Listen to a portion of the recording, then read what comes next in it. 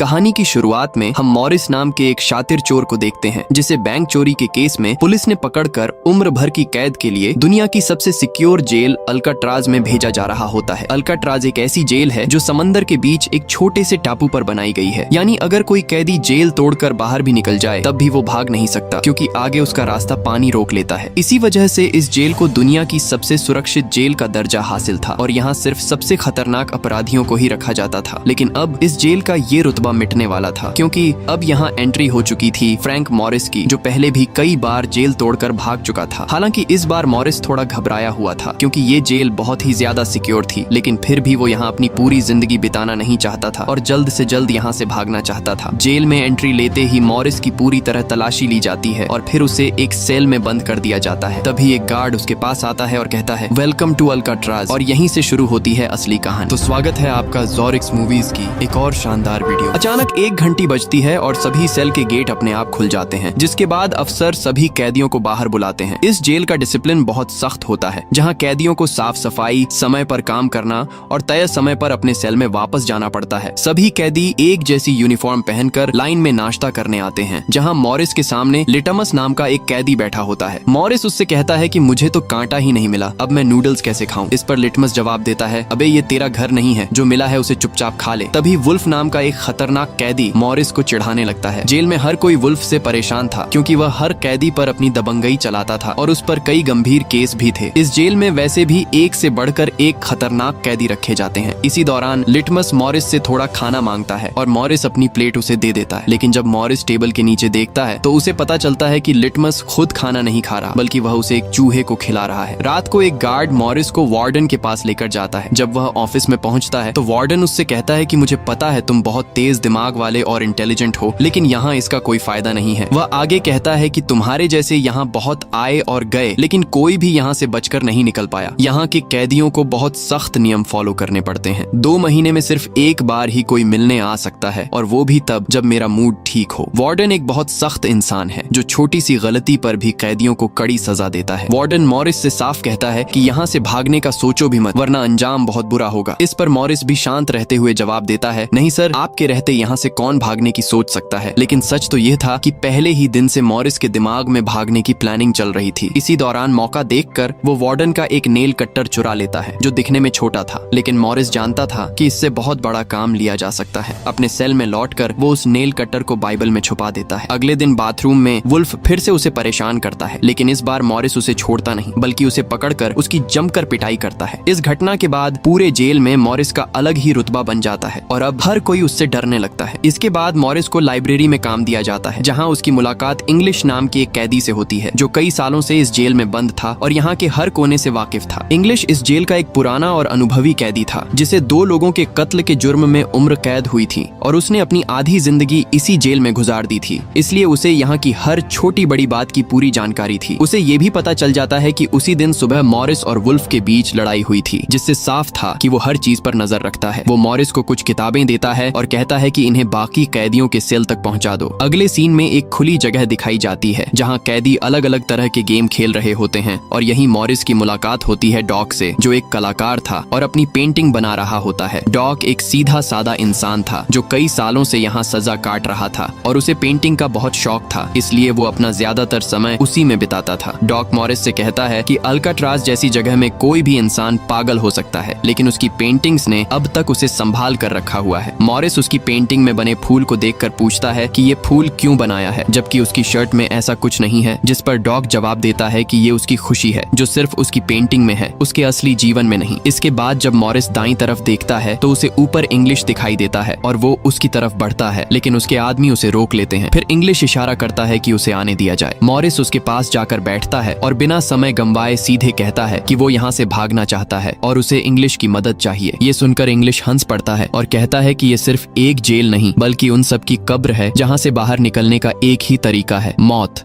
वो मॉरिस को समझाता है कि मान लो तुम किसी तरह इन ऊंची दीवारों को पार कर भी गए, खतरनाक सुरक्षा को चकमा दे दिया और किसी चमत्कार से बाहर निकल भी गए, तब भी तुम भाग नहीं पाओगे क्योंकि आगे समंदर तुम्हारा रास्ता रोक लेगा। इसलिए वो उसे सलाह देता है कि अपना समय बर्बाद मत करो और चुपचाप अपनी सजा काटो। लेकिन मॉरिस अपने इरादे पर अडिग था और उसने ठान लिया था कि वो हर हाल में यहाँ से भागेगा। उसी रात एक अफसर मॉरिस को बताता है कि अगले दिन से उसे कारपेंट्री का काम दिया जाएगा, जिसमें उसे हर घंटे के हिसाब से पैसे भी मिलेंगे। मॉरिस तुरंत इस काम के लिए तैयार हो जाता है क्योंकि उसे लगता है कि वहाँ उसे ऐसे औजार मिल सकते हैं जो उसके भागने के प्लान में काम आ सकते हैं। अगले दिन मॉरिस लिटमस से पूछता है कि यहाँ से निकलने का कोई रास्ता है क्या, जिस पर लिटमस मजाक में कहता है कि हर सेल में एक एयर वेंट होता है जिसके जरिए छत तक पहुंचा जा सकता है। हालांकि वो इसे मजाक में कहता है, लेकिन मॉरिस इस बात को गंभीरता से लेता है। तभी डॉक उसे चेतावनी देता है कि वुल्फ उसकी तरफ आ रहा है और अगले ही पल वुल्फ चाकू लेकर मॉरिस पर हमला कर देता है। मॉरिस तुरंत अपना कोट हाथ में लपेटकर उससे बचाव करता है और दोनों के बीच जबरदस्त लड़ाई शुरू हो जाती है। इतने में एक गार्ड उन्हें रोकने आता है, लेकिन वुल्फ उस पर भी चाकू से हमला कर देता है, जिससे मामला और बिगड़ जाता है और टावर में मौजूद गार्ड गोली चलाने लगता है। इससे डरकर दोनों लड़ाई बंद कर देते हैं और मॉरिस को पहली बार पता चलता है कि ऊपर वॉच टावर में भी गार्ड तैनात हैं। अब मॉरिस धीरे धीरे इस जेल की हर छोटी बड़ी चीज को ध्यान से समझने लगता है। इसके बाद मॉरिस और वुल्फ को पकड़कर डी ब्लॉक में डाल दिया जाता है, जो एक ऐसा अंधेरा और खतरनाक सेल था जहां कैदियों को सजा के तौर पर रखा जाता था और हर कोई वहां जाने से डरता था। जाने से पहले वुल्फ मॉरिस को धमकी देता है कि वो उसे मार डालेगा। उस रात मॉरिस को कई तरह के टॉर्चर सहने पड़ते हैं, जिससे उसकी हालत बहुत खराब हो जाती है और लगभग 2 हफ्ते तक उसे उसी अंधेरे सेल में रखा जाता है। 2 हफ्तों बाद जब उसे वापस उसके सेल में लाया जाता है तो लिटमस अपने पालतू चूहे के जरिए उसे एक छोटा सा नोट भेजता है, जिस पर लिखा होता है, वेलकम बैक मॉरिस। कुछ समय बाद एक नया कैदी आता है जिसका नाम चार्ली होता है और उसे मॉरिस के पास वाले सेल में रखा जाता है, जिससे दोनों के बीच जल्दी ही दोस्ती हो जाती है। मॉरिस उसे अपने बाकी साथियों से भी मिलवाता है। इसी दौरान एक दिन वार्डन अचानक बिना बताए सभी कैदियों के सेल की तलाशी लेने आता है और जब वो डॉक के सेल में जाता है तो उसकी बनाई हुई कई पेंटिंग्स देखकर हैरान रह जाता है। डॉक ने वार्डन की भी पेंटिंग बनाई होती है, जिसे देखकर वार्डन मुस्कुरा देता है, लेकिन अगले ही दिन वो गार्ड्स को आदेश देता है कि डॉक की सारी पेंटिंग्स बाहर फेंक दी जाएं। वार्डन के इस फैसले ने डॉक को अंदर से पूरी तरह तोड़ दिया, क्योंकि उसकी पेंटिंग्स ही उसकी एकमात्र खुशी थीं और अब वही उससे छीन ली गई थीं। मॉरिस उसे समझाने की कोशिश करता है कि कोई बात नहीं, वो सिर्फ पेंटिंग्स ही तो थीं, वो और भी बना सकता है, लेकिन डॉक इस सदमे से बाहर नहीं आ पाता। अगले दिन मॉरिस गार्ड से कहता है कि डॉक पर नजर रखी जाए, क्योंकि वो बहुत परेशान लग रहा है और खुद को नुकसान पहुंचा सकता है, लेकिन गार्ड उसे कहता है कि तुम अपने काम से काम रखो। फिर डॉक को भी मॉरिस के साथ कारपेंट्री का काम दिया जाता है और उसी दौरान वो चुपके से मॉरिस की जेब में कुछ रख देता है। उसके बाद वो एक गार्ड को बुलाता है और कारपेंट्री के लिए दी गई कुल्हाड़ी से अपनी 3 उंगलियां काट लेता है और कहता है कि जिन उंगलियों से वो पेंटिंग नहीं कर सकता उनकी उसे जरूरत नहीं है। ये देखकर सभी हैरान रह जाते हैं और गार्ड उसे पकड़ कर ले जाते हैं। मॉरिस जब अपनी जेब चेक करता है तो उसे वही फूल मिलता है जो डॉक अपनी पेंटिंग में बनाया करता था, जैसे वो अपनी आखिरी निशानी उसके पास छोड़ गया हो। मॉरिस उस फूल को देखकर समझ जाता है कि डॉक से उसकी खुशी छीन ली गई थी और यही बात उसे अंदर से गुस्से से भर देती है। अगले दिन मॉरिस अपने सेल में बैठा था, तभी उसकी नजर एक कॉकरोच पर पड़ी जो एयर वेंट के अंदर घुस रहा था। ये देखकर उसके दिमाग में एक ख्याल आया कि शायद इसी रास्ते से बाहर निकला जा सकता है। तभी इंग्लिश वहाँ आया और उसने बताया कि डॉक ने अपनी उंगलियां इसलिए काट ली क्योंकि वार्डन ने उसकी पेंटिंग करने की इजाजत छीन ली थी। इस बात से परेशान होकर उसने यह कदम उठाया और यह सुनकर मॉरिस को काफी गुस्सा आया। अगले दिन डाइनिंग हॉल में वार्डन ने मॉरिस से पूछा कि तुम इस डॉग का इतना साथ क्यों दे रहे हो। मॉरिस ने बात टालते हुए कहा कि ऐसी कोई बात नहीं है और वापस अपनी टेबल पर जाकर बैठ गया। वहाँ उसकी मुलाकात 2 भाइयों जॉन और क्लेरेंस से हुई। मॉरिस उनसे ऐसे बात करने लगा जैसे वह उन्हें पहले से जानता हो। दरअसल ये दोनों भाई पहले एक दूसरी जेल में मॉरिस के गैंग का हिस्सा रह चुके थे। जॉन को लगा कि अब यहाँ से निकलना थोड़ा आसान हो सकता है क्योंकि ये दोनों भी मॉरिस की तरह तेज दिमाग वाले थे और इसी तरह तीनों ने मिलकर जेल से भागने की प्लानिंग शुरू कर दी। उसी दोपहर चार्ली की गर्लफ्रेंड उससे मिलने आई और इंग्लिश की बेटी भी उससे मिलने पहुंची। अपनी बेटी को देखकर इंग्लिश की आंखें भर आईं क्योंकि उसकी गैर हाजिरी में वह काफी बड़ी हो चुकी थी। उसे इस बात का बहुत अफसोस था कि वह अपनी बेटी का बचपन नहीं देख पाया। उधर चार्ली को उसकी वाइफ ने बताया कि उसकी माँ बहुत बीमार है और डॉक्टरों के हिसाब से अब वह ज्यादा समय तक नहीं टिक पाएंगी। ये सुनते ही चार्ली के मन में भी भागने का ख्याल आने लगा। तभी गार्ड आया और उसने कहा कि मुलाकात का समय खत्म हो गया। चार्ली बहुत परेशान हो गया और उसी रात उसने मॉरिस से कहा कि अगर तुम यहाँ से निकलने का कोई रास्ता ढूंढो तो मुझे भी अपने साथ ले जाना। अगले दिन मॉरिस, चार्ली, जॉन और क्लेरेंस की मीटिंग हुई। मॉरिस ने उन्हें बताया कि हर सेल का एयर वेंट ऊपर छत की तरफ जाता है और यह जेल चारों तरफ से खारे समुद्र से घिरी हुई है, जिसकी वजह से दीवारें भी थोड़ी कमजोर हो चुकी हैं। उसने आगे कहा कि उसके पास एक नेल कट्टर है और उसने खुदाई शुरू भी कर दी है। अगर वह धीरे धीरे एक छोटा रास्ता बनाकर छत तक पहुंच जाए तो वहां से भागना मुमकिन हो सकता है। जॉन ने पूछा कि अगर रात को गार्ड को पता चल गया कि तुम सेल में नहीं हो तो क्या उसे शक नहीं होगा? तभी क्लेरेंस ने कहा कि उसका भी जुगाड़ है। उसने बताया कि जेल में उसका एक जान पहचान वाला नाई है जो कैदियों के बाल काटता है। वह हमें बाल दे सकता है और उनसे हम नकली सिर बनाकर बेड पर रख देंगे ताकि गार्ड को लगे कि हम सो रहे हैं। इस तरह भले ही हम बाहर निकल जाएं, गार्ड को शक नहीं होगा। लेकिन अभी भी सबसे बड़ा सवाल यही था कि बाहर निकलने के बाद समुद्र कैसे पार किया जाएगा। मॉरिस ने जॉन से कहा कि इसमें उसे उसकी मदद चाहिए। तुम क्लोथिंग डिपार्टमेंट में काम करते हो जहाँ पुलिस अफसरों के लिए रेनकोट रखे होते हैं। तुम कुछ रेनकोट चुरा कर मुझे दे देना ताकि हम उनसे एक रबर की नाव और लाइफ जैकेट बना सकें और समुद्र पार कर सकें। चार्ली ने कहा कि उसे भी कोई काम दे दिया जाए, वह भी मदद करना चाहता है। मॉरिस ने कहा कि जब वह वेंट खोदेगा तो चार्ली पहरा देगा और जब चार्ली खोदेगा तो वह खुद पहरा देगा। सबको यह प्लान पसंद आया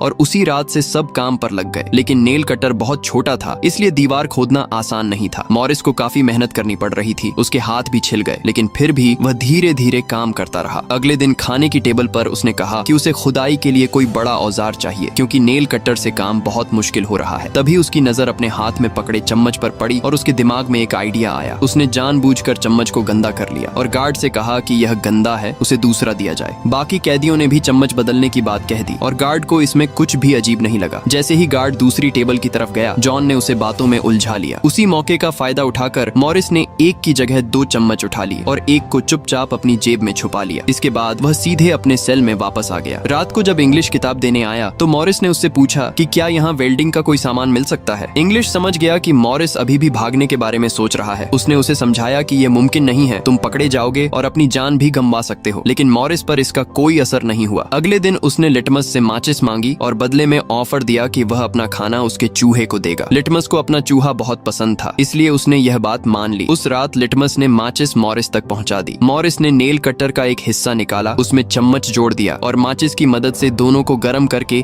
एक मजबूत और नुकीला औजार बना लिया। इसके बाद उसने वेंट के चारों तरफ खुदाई शुरू कर दी। चार्ली पहरे पर था और तय हुआ था कि अगर कोई गार्ड आए तो वह सीटी बजाकर उसे सतर्क करेगा। लेकिन पहरा देते देते चार्ली को नींद आ गई और तभी एक गार्ड उस तरफ आ गया। खुशकिस्मती से उसी वक्त इंग्लिश वहां आ गया और उसने गार्ड का ध्यान दूसरी तरफ भटका दिया। और दूसरी तरफ इंग्लिश की बातचीत सुनते हुए चार्ली की भी आंख खुल गई, लेकिन टेंशन में वह सीटी भी नहीं मार पाता, जिसके बाद वह कोई चीज गिरा देता है तो मॉरिस उसका इशारा समझकर वेंट को कवर करके बेड पर लेट जाता है। गार्ड पूछता है कि यहाँ कुछ जलने की स्मेल आ रही है। मॉरिस कहता है, सर आपके रहते मजाल है कि कोई स्मोक करेगा, मुझे तो कोई बू नहीं आ रही है। उस गार्ड को भी ठंडक पहुंचती है कि चलो कोई तो मेरी कदर करता है। उसके जाते ही मॉरिस वेंट के चारों ओर कंक्रीट निकाल देता है, लेकिन वह देखता है कि वेंटिलेशन जाली के साथ पेच भी घुसे गए हैं जिसे काटने के लिए कोई शार्प औजार लगेगा। इस दौरान मॉरिस को जब भी बाहर जाने का मौका मिलता है तब वह ग्रिल से निकली हुई सीमेंट को चुपचाप बाहर गिरा देता है। अगले दिन कारपेंटर का काम करते हुए वह एक मेटल उठा लेता है जो चाकू की तरह तेज है, लेकिन चार्ली उससे कहता है कि मेटल डिटेक्टर से बचकर तुम इसे बाहर कैसे लेके जाओगे। मॉरिस बहुत ही कॉन्फिडेंस से कहता है कि वह सब मैं देख लूंगा। जब मॉरिस बाहर जाता है तो दरवाजे पर मेटल डिटेक्टर बजने लगता है। दरअसल मॉरिस मेटल को हाथ में उठा लाया था। गार्ड पूछता है कि यह क्यों लेके जा रहे हो। मॉरिस कहता है, सर वह मैंने सोचा कि कपड़े टांगने के लिए इसे यूज करूंगा। गार्ड कहता है, ज्यादा होशियार मत बनो और वह मुझे दे दो। यह कहकर गार्ड वह मेटल उससे ले लेता है और मॉरिस को पूरी तरह चेक करके जाने देता है। लेकिन अपना हीरो तो हीरो है। दरअसल उसने 2 मेटल चुराए थे, एक हाथ में लाया था और दूसरा शूज में छुपा के रखा हुआ था। उस शार्प मेटल से वह ग्रिल को काट लेता है। अब बारी आती है गार्ड्स को चकमा देने के लिए नकली सिर बनाने की, जिसके लिए ये चारों अपनी जिम्मेदारी का काम करते हैं। चार्ली गार्ड से थोड़ा पेंट मंगवाता है। वह गार्ड से कहता है कि मुझे आर्ट बनाने का शौक है। गार्ड भी इनकार नहीं करता और पेंट उसको लाकर दे देता है। मॉरिस उस होल से निकाले गए कंक्रीट को पीसकर एक पाउडर बनाता है। जॉन नाई की दुकान से बाल इकट्ठे करके लाता है और क्लेरेंस लाइब्रेरी से पुरानी किताबें इकट्ठी कर लेता है। सारा सामान इकट्ठा होने के बाद मॉरिस पानी और पुराने मैगजीन का इस्तेमाल करके एक डमी सिर बनाने लगता है, जिसके ऊपर पेंट और नकली बाल लगाकर बिल्कुल रियल दिखने वाला एक नकली सिर तैयार कर लेता है। साथ ही साथ मॉरिस ने अपने प्लान को और मजबूत करने के लिए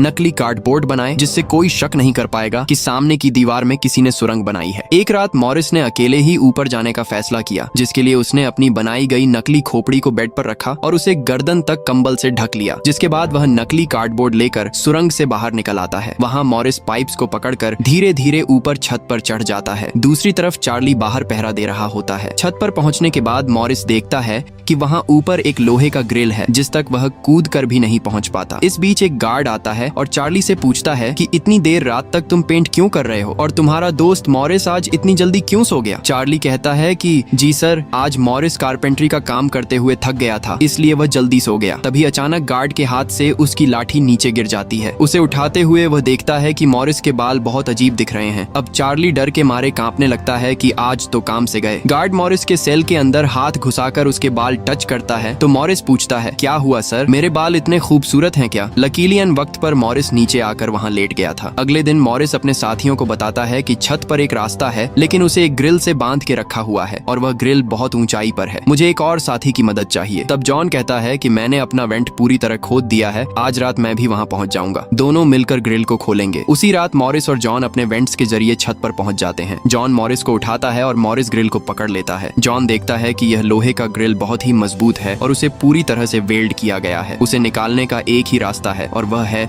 इसे ड्रिल मशीन से काटना। अगले दिन म्यूजिक क्लास में सब अपनी अपनी मर्जी का इंस्ट्रूमेंट बजा रहे होते हैं। तभी मॉरिस की नजर वहाँ रखे एक छोटे से पंखे पर पड़ती है, जिसे देखकर मॉरिस को लगता है कि वह इस पर काम करके एक ड्रिल मशीन बना सकता है, जिसके लिए वह चार्ली से कहता है कि तुम किसी तरह करके इस पंखे को यहाँ से छुपा लो। चार्ली बड़ी आसानी से इस छोटे से पंखे को अपने इंस्ट्रूमेंट बॉक्स में छुपा कर रख देता है। जब चार्ली बाहर आता है तो गार्ड्स उसके इंस्ट्रूमेंट बॉक्स को चेक भी करते हैं, लेकिन उन्हें पंखा नहीं नजर आता और चार्ली को जाने दिया जाता है। वह पंखा जैसे ही मॉरिस के हाथ लगता है तो मॉरिस उस पर काम करना शुरू कर देता है और कई घंटों बाद मॉरिस उस पंखे से एक ड्रिल मशीन तैयार कर लेता है। उस रात मॉरिस और चार्ली छत पर चढ़कर उस लोहे की रॉड को ड्रिल मशीन से काटने लग जाते हैं। ड्रिल मशीन की आवाज काफी तेज थी, जो कि ड्रिल की आवाज को सुनकर गार्ड्स ऊपर आने लगते हैं, लेकिन तब तक मॉरिस ग्रिल का एक रॉड काट देता है और ड्रिलिंग की आवाज बंद हो जाती है। ड्रिल की आवाज बंद होने के बाद गार्ड उसे नजरअंदाज करके वापस चला जाता है। अब इन चारों ने भागने के लिए अपने सभी रास्ते खोल दिए थे, जिसके बाद वह मंगलवार की रात को दुनिया की सबसे सुरक्षित जेल अल्काट्राज से भागने वाले थे, जिससे आज तक कोई भी नहीं बच निकल पाया था। अगले दिन फिर उनकी मीटिंग होती है और वह भी मूवी हॉल में, जहां सब मूवी देख रहे होते हैं। मूवी की आवाज के बीच मॉरिस जॉन और क्लेरेंस से पूछता है कि क्या तुम्हारा वेंट तैयार हुआ और उन रेनकोट का क्या जिससे हम ट्यूब बोट्स और लाइफ जैकेट्स बनाने वाले हैं। वे बताते हैं कि सब तैयार है, हमारा डमी सिर भी एकदम रेडी है, बस बच निकलने की देरी है। अगली सुबह नाश्ते के दौरान मॉरिस ने डॉग के दिए हुए फूल को टेबल पर रखा। वार्डन ने जब इस फूल को देखा तो वार्डन उनकी टेबल पर आकर वहाँ रखे हुए फूल को मसल देता है। ये देखकर लिटमस को बहुत गुस्सा आता है, क्योंकि ये फूल डॉग का फेवरेट था और डॉग मर चुका था। लिटमस तो गुस्से में उस पर हमला करता है कि एक तो तुमने डॉग को मार दिया और दूसरी तरफ तुम उसकी दी गई एक छोटी सी निशानी को भी नहीं छोड़ते। लेकिन जैसे ही वह वार्डन पर हमला करता है, उसे अचानक हार्ट अटैक आ जाता है और वह नीचे गिर पड़ता है। मॉरिस को वार्डन पर बहुत गुस्सा आता है और चारों उसी रात बच निकलने का फैसला करते हैं। मॉरिस आधी रात का इंतजार कर रहा होता है ताकि गार्ड्स का पहरा जरा कमजोर हो जाए तो हम आसानी से बच निकल पाएंगे। तभी मॉरिस के सेल में इंग्लिश उसे कुछ बुक्स देता है तो मॉरिस कहता है कि आखिरी बार तुमसे हाथ मिलाना चाहता हूँ। इंग्लिश समझ जाता है कि मॉरिस ने यहाँ से भागने का पक्का प्लान बना लिया है। वह चुपचाप यहाँ से चला जाता है, लेकिन फिर जो होता है वह मॉरिस ने बिल्कुल भी नहीं सोचा था। वार्डन अचानक उसके सेल को चेक करने आता है, जैसे वार्डन को किसी ने उसके प्लान के बारे में बता दिया हो। मॉरिस बहुत ज्यादा घबरा जाता है, क्योंकि इतने महीनों की मेहनत के बाद उसकी मेहनत पर पानी फिरने वाला था। वार्डन ने मॉरिस के सेल के हर एक कोने को चेक करने का हुक्म दिया। गार्ड मॉरिस के सेल की हर एक चीज को चेक करता है, लेकिन मॉरिस कोई आम कैदी नहीं था कि उसने कोई छोटा मोटा प्लान बनाया था, बल्कि उसने एकदम साफ और परफेक्ट प्लान बनाया था, जिसे वार्डन तो क्या बल्कि वार्डन का दादा भी नहीं पकड़ सकता था। यहाँ तक कि गार्ड ने जब खास उस जगह से सूटकेस हटाया जहाँ मॉरिस ने सुरंग करके भागने का रास्ता बनाया था, तो वहाँ भी मॉरिस नहीं पकड़ा गया, क्योंकि उसने पहले से ही एक नकली कार्डबोर्ड बनाकर दीवार में बिल्कुल बारीकी से फिट कर लिया था। जब वहाँ कुछ नहीं मिलता तो वार्डन और गार्ड चले जाते हैं, लेकिन गार्ड बताता है कि मॉरिस और चार्ली रात भर बातें करते रहते हैं, मुझे तो दाल में कुछ काला लग रहा है। वार्डन कहता है ठीक है, कल तुम मॉरिस का सेल चेंज कर दो, जिससे वे दोनों न साथ रहेंगे और न ही बातें कर पाएंगे। अगले दिन ब्रेकफास्ट के टाइम पर वुल्फ मॉरिस को फिर धमकाता है और कहता है कि आज रात तुम्हारी आखिरी रात होगी। मॉरिस अपने साथियों से कहता है कि यह गधा ठीक कह रहा है, आज रात यहाँ मेरी आखिरी रात ही होगी। लेकिन दोपहर को ही वुल्फ मॉरिस पर चाकू से वार करने जाता है, तभी इंग्लिश बीच में आकर वुल्फ को पकड़ लेता है। दरअसल इंग्लिश भी मॉरिस की मदद करना चाहता है, वह कामयाब हो या न हो, लेकिन इंग्लिश मॉरिस के काम में मदद करना चाहता है। उस रात मॉरिस, जॉन, क्लेरेंस और चार्ली ने अपने अपने वेंट के रास्ते से निकलकर ऊपर छत पर मिलने का फैसला किया। यहाँ तो चार्ली अपने साथियों के साथ भागने के लिए राजी हो जाता है, लेकिन फिर जैसे ही वह सेल में पहुंचता है तो उसे घबराहट होने लगती है। सेल में अकेले बैठकर उसने प्लान में शामिल न होने का फैसला किया और उसके बाकी 3 साथी अपने अपने वेंट के रास्ते से निकलकर ऊपर छत तक पहुंच जाते हैं। वे तीनों काफी देर तक चार्ली का इंतजार करते हैं, लेकिन काफी टाइम गुजरने के बाद जब उन्हें लगता है कि चार्ली नहीं आया है तो वे चार्ली को छोड़कर निकलने का फैसला कर लेते हैं। वे तीनों अपने प्लान के मुताबिक आगे बढ़ने लगे, लेकिन इधर चार्ली की आंखों के सामने उसकी आजादी का सपना दूर होता जा रहा था। वे तीनों धीरे धीरे सर्च लाइट से छुपकर भागने लगे। इस तरह से वे छुप छुप कर बिल्डिंग के एंड पर पहुंच जाते हैं। तभी सेल में बैठे चार्ली के दिल में जोश आता है और वह भी भागने का इरादा कर लेता है। वह अपने वेंट के रास्ते से निकलकर ऊपर छत तक पहुंच जाता है, लेकिन अब बहुत देर हो चुकी थी क्योंकि वह अकेले वहां ऊपर के उस दरवाजे तक नहीं पहुंच पा रहा था। यानी उसने अपनी आजादी का मौका डर की वजह से गंवा दिया। दूसरी तरफ वे तीनों छत पर पाइप से लटककर नीचे जमीन पर आ जाते हैं और टावर में बैठे सिक्योरिटी गार्ड की नजरों से बचते हुए जेल की आखिरी दीवार तक पहुंच जाते हैं और फिर वे तीनों बारी बारी उस फेंस की दीवार पर चढ़कर जेल से बाहर निकल आते हैं। अब वे तीनों तेजी से दौड़ते हुए समुद्र के किनारे आ गए। फिर वे तीनों रेनकोट को निकालकर उसमें मुंह के जरिए हवा भरने लग जाते हैं। मुंह से भरने में उन्हें काफी टाइम लग रहा था, लेकिन इसके अलावा उनके पास कोई दूसरा रास्ता नहीं था। इसलिए वे तीनों अपनी पूरी जान लगाकर जैसे तैसे करके रेनकोट से बनी ट्यूब बोट को आखिरकार फुला देते हैं और बोट को पानी में डाल देते हैं। इस तरह से ये तीनों अल्काट्राज के रुतबे को मिट्टी में मिलाते हुए भाग जाते हैं। अगली सुबह एक गार्ड हर सेल को चेक कर रहा होता है। शुरुआत में गार्ड को सब कुछ नॉर्मल दिखाई देता है, लेकिन जब वह चार्ली के पास पहुंचते हैं तो चार्ली अपने सेल में भूत की तरह खड़ा होता है और दिल ही दिल में खुद को ताने दे रहा होता है कि काश कल रात को थोड़ा सा हिम्मत जुटा लेता तो शायद बाकी लोगों के साथ बच निकलता। गार्ड पूछता है कि तुम्हारा दोस्त यह इतनी देर तक क्यों सो रहा है। यह कहकर वह मॉरिस के सेल में जाकर उसे आवाज देता है, लेकिन मॉरिस की तरफ से कोई जवाब नहीं मिलता। तो गार्ड को गुस्सा आता है और वह सेल खोलकर उसे बालों से पकड़कर उठाने की कोशिश करता है, लेकिन जब गार्ड उसे जोर से ऊपर की तरफ खींचता है तो सिर नीचे गिर जाता है। यह देखकर गार्ड के पैरों तले जमीन ही खिसक गई, क्योंकि मॉरिस अब सेल में नहीं बल्कि बाहरी दुनिया के मजे ले रहा है। बेड पर तो उसने अपना डमी हेड छोड़ दिया था, जिसके बाद पूरे अल्काट्राज में सायरन बजने लग जाते हैं। पूरे जेल में यह बात फैल गई कि जेल से कुछ कैदी भाग चुके हैं, जिसके बाद वार्डन जेल के चप्पे चप्पे में उन तीनों को ढूंढने लगता है। जब वे तीनों जेल के अंदर नहीं मिलते तो वार्डन समुद्र में एक सर्च ऑपरेशन चलाता है, लेकिन वार्डन को वहां उनकी ट्यूब बोट या कोई सबूत नहीं मिलता। वार्डन को बस समुद्र के किनारे एक फूल मिलता है, बिल्कुल वैसा ही जैसा डॉक ने मॉरिस को दिया था। वार्डन समझ जाता है कि वे तीनों जिंदा हैं और यहाँ से बच निकले हैं। ये पूरी कहानी एक सच्ची घटना पर आधारित है। 11 जून 1962 को फ्रैंक मॉरिस और एंगलिन भाइयों का अल्काट्राज जेल से भागना